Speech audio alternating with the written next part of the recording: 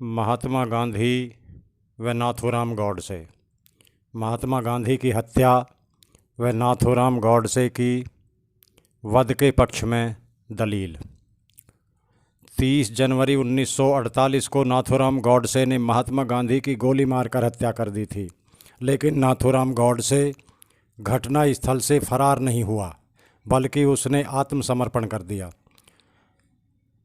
इस घटना में नाथूराम गॉडसे सहित 8 लोगों को हत्या की साजिश में आरोपी बनाया गया।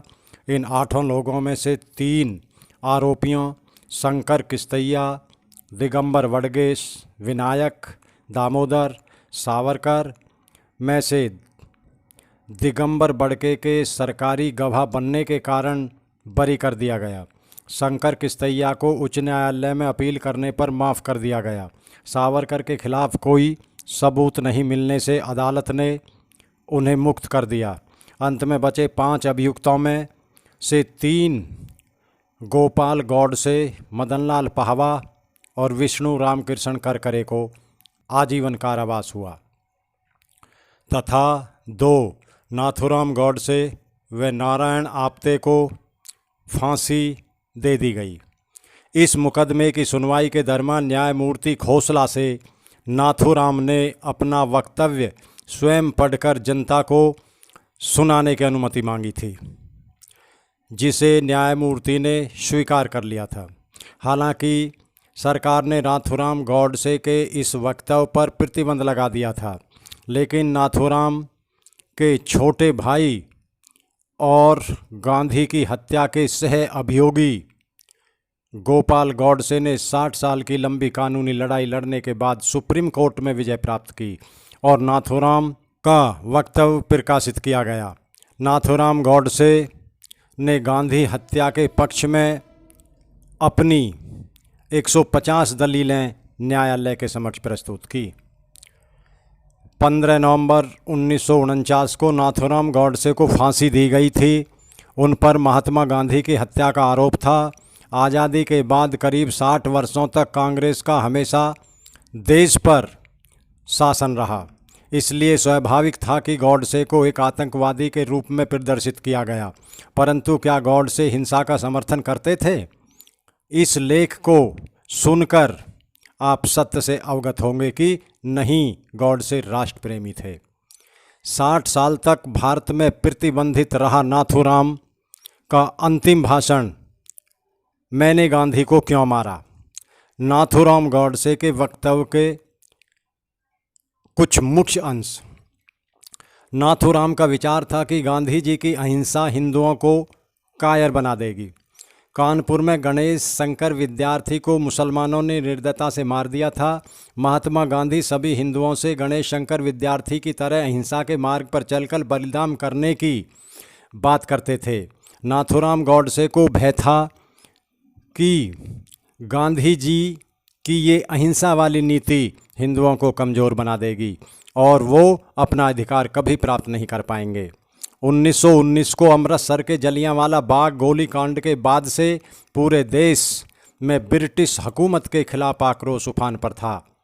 भारतीय जनता इस नरसंहार के खलनायक जनरल डायर पर अभियोग चलाने की मंशा लेकर गांधी जी के पास गई, लेकिन गांधी जी ने भारतवासियों के इस आग्रह को समर्थन देने से साफ मना कर दिया। नंबर 3, महात्मा गांधी ने खिलाफत आंदोलन का समर्थन करके भारतीय राजनीति में सांप्रदायिकता का जहर घोल दिया। महात्मा गांधी खुद को मुसलमानों का हितैषी की तरह पेश करते थे। वो केरल के मौपला मुसलमानों द्वारा वहाँ के 1500 हिंदुओं को मारने और 2000 से अधिक हिंदुओं को मुसलमान बनाए जाने की घटना का विरोध तक नहीं कर सके। कांग्रेस के त्रिपुरा अधिवेशन में नेताजी सुभाष चंद्र बोस को बहुमत से कांग्रेस अध्यक्ष चुन लिया गया था, किंतु गांधी सीतारमैया का समर्थन कर रहे थे। गांधी जी ने सुभाष चंद्र बोस से जोर जबरदस्ती करके इस्तीफा देने के लिए मजबूर कर दिया। 23 मार्च 1931 को भगत सिंह, सुखदेव और राजगुरु को फांसी दे दी गई। पूरा देश इन वीर बालकों की फांसी को टालने के लिए महात्मा गांधी से प्रार्थना कर रहा था, लेकिन गांधी जी ने भगत सिंह की हिंसा को अनुचित ठहराते हुए देशवासियों की इस उचित मांग को अस्वीकार कर दिया। गांधी जी कश्मीर के हिंदू राजा हरि सिंह से कहा कि कश्मीर मुस्लिम बहुल क्षेत्र है, अतः वहाँ का शासक कोई मुसलमान होना चाहिए। अतएव राजा हरि सिंह को शासन छोड़कर काशी जाकर प्रायश्चित करने। जबकि हैदराबाद के निजाम के शासन का गांधी जी ने समर्थन किया था, जबकि हैदराबाद हिंदू बहुल क्षेत्र था।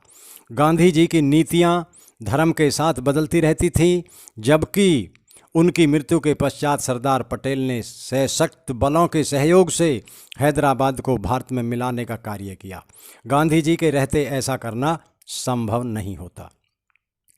पाकिस्तान में हो रहे भीषण रक्तपात से किसी तरह से अपनी जान बचाकर भारत आने वाले विस्थापित हिंदुओं ने दिल्ली की खाली मस्जिदों में जब अस्थायी शरण ली, मुसलमानों ने मस्जिद में रहने वाले हिंदुओं का विरोध किया, जिसके आगे गांधी नतमस्तक हो गए और गांधी जी ने उन विस्थापित हिंदुओं को, जिनमें वृद्ध, स्त्रियां और बुजुर्ग बालक अधिक थे, मस्जिदों से खदेड़ बाहर निकालने को मजबूर कर दिया। ठिठुरते शीत व बरसाती ठंड में और सड़क पर रात बिताने पर मजबूर कर दिया।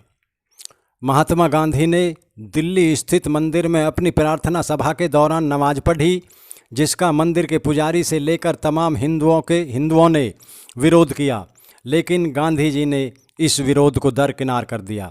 लेकिन महात्मा गांधी एक बार भी किसी मस्जिद में जाकर गीता का पाठ नहीं कर सके। लाहौर कांग्रेस में वल्लभ भाई पटेल का बहुमत से विजय प्राप्त हुई, किंतु गांधी अपनी जिद के कारण यह पद जवाहरलाल नेहरू को दिया गया।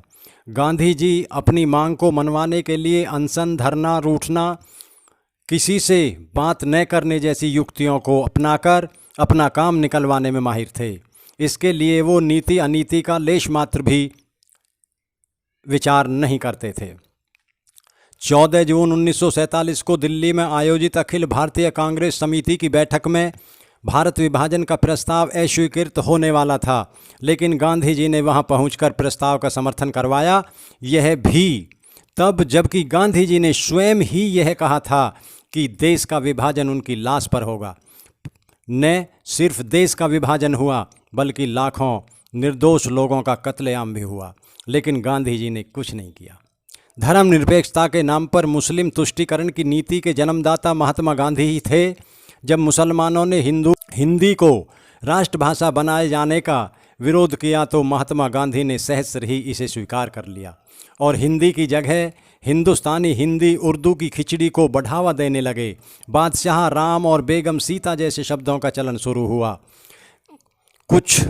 एक मुसलमान द्वारा वंदे मातरम गाने का विरोध करने पर महात्मा गांधी झुक गए और इस पावन गीत को भारत का राष्ट्रगान नहीं बनने दिया।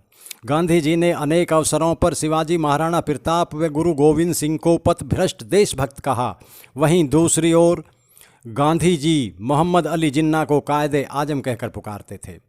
कांग्रेस ने 1931 में स्वतंत्र भारत के राष्ट्रध्वज बनाने के लिए एक समिति का गठन किया था। इस समिति ने सर्वसम्मति से चरखा अंकित भगवा वस्त्र को भारत का राष्ट्रध्वज के डिजाइन को मान्यता दी, किंतु गांधी जी की जिद के कारण उसे तिरंगा कर दिया गया।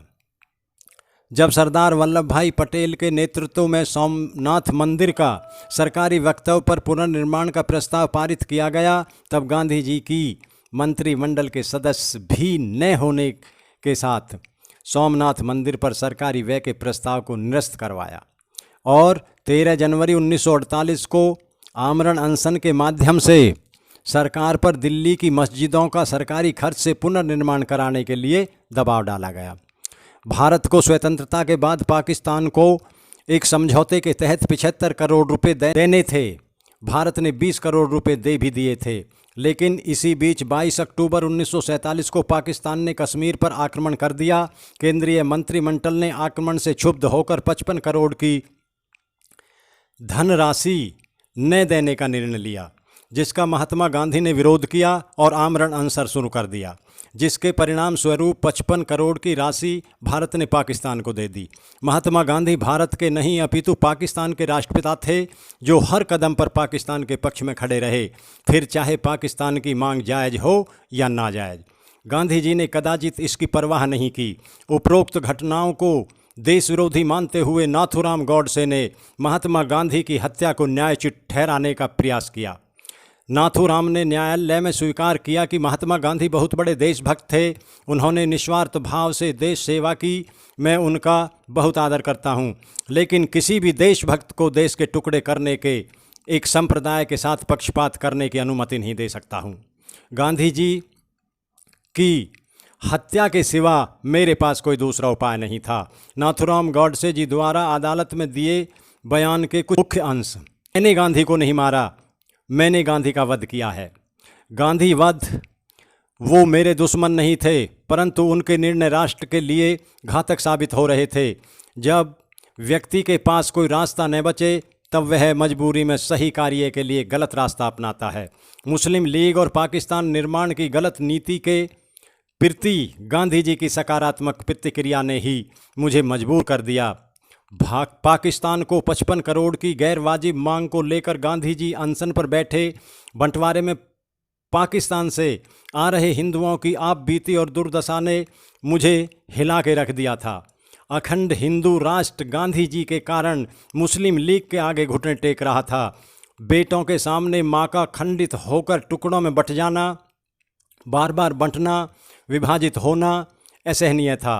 अपनी ही धरती पर हम परदेसी बन गए थे। मुस्लिम लीग की सारी गलत मांगों को गांधी जी मानते जा रहे थे। मैंने ये निर्णय किया कि ये भारत माँ को अब और विखंडित और दयनीय स्थिति में नहीं होने देना है, इसलिए मुझे गांधी को मारना ही होगा, और मैंने इसलिए गांधी को मारा। मुझे पता है इसके लिए मुझे फांसी होगी, मैं इसके लिए भी तैयार हूँ। और हाँ, यदि मातृभूमि की रक्षा करना अपराध है तो मैं यह अपराध बार बार करूँगा, हर बार करूँगा, और जब तक सिंध नदी पुनः अखंड हिंद में न बहने लगे तब तक मेरी अस्थियों का विसर्जन ना किया जाए। मुझे फांसी देते वक्त मेरे एक हाथ में केसरिया ध्वज और दूसरे हाथ में अखंड भारत का नक्शा हो। मैं फांसी चढ़ते वक्त भी अखंड भारत की जय जय बोलना चाहूँगा। हे भारत माँ, मुझे दुख है कि मैं तेरी इतनी ही सेवा कर पाया। जय भारत। नाथूराम गॉडसे। धन्यवाद। भाइयों मित्रों, हमारे इस वीडियो को अगर आपको अच्छा लगे तो लाइक व सब्सक्राइब अवश्य करें, और हमारे यूट्यूब चैनल पर आध्यात्मिक, सत्य ज्ञान व ऐतिहासिक एवं सामाजिक सत्य विचार ही आते हैं। जो इसके जानने के इच्छुक हों वो ज़रूर हमारे चैनल को सब्सक्राइब करें और समय समय पर सही ज्ञान का लाभ लेते रहें। धन्यवाद मित्रों।